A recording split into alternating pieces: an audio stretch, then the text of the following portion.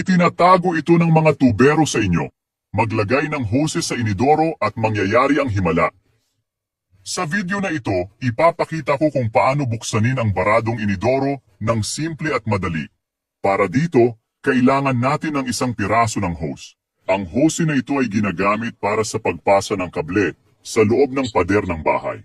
Makikita mo ito sa anumang tindahan ng mga materyales sa konstruksyon. Gagamit din tayo ng plastic na bote tulad nito. Una, putulin ang tuktok ng bote, hindi na kailangan ng ibang bahagi. Gumawa ng maliit na hiwa at tapusin gamit ang gunting. Hindi mo na kailangang tumawag ng tubero para sa baradong inidoro, madali lang ito. Pagkaputol ng bote, kailangan nating ikabit ito sa tubo.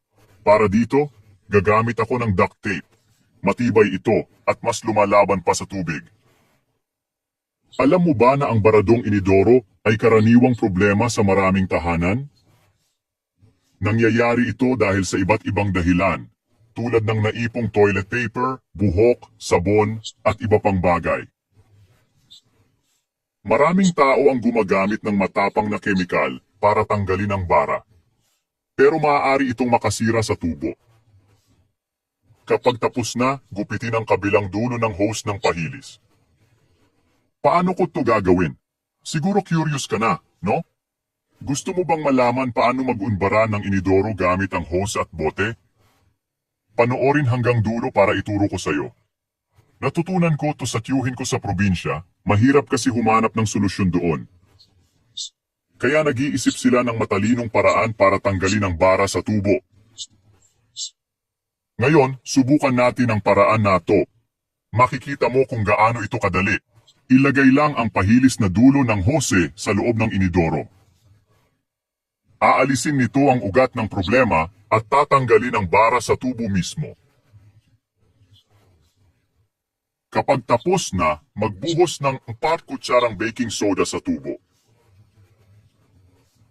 Dahil sa alkaline na epekto nito, makakatulong ang baking soda na matunaw ang dumi, grasa at mga bara sa tubo. Ang suka ay isa pang sangkap na makakatulong sa pagtatanggal ng bara sa inidoro.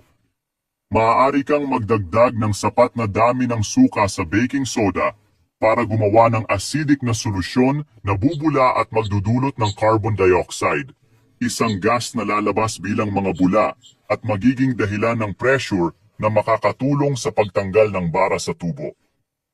Panghuli, magdagdag pa ng baking soda sa tubo at dagdagan ng suka.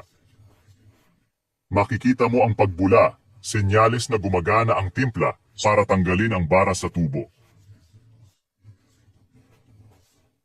Ngayon, kuskusin ng kaunti at banlawan. At tapos na. Ang iyong inidoro ay wala ng bara at malinis na sa bakterya.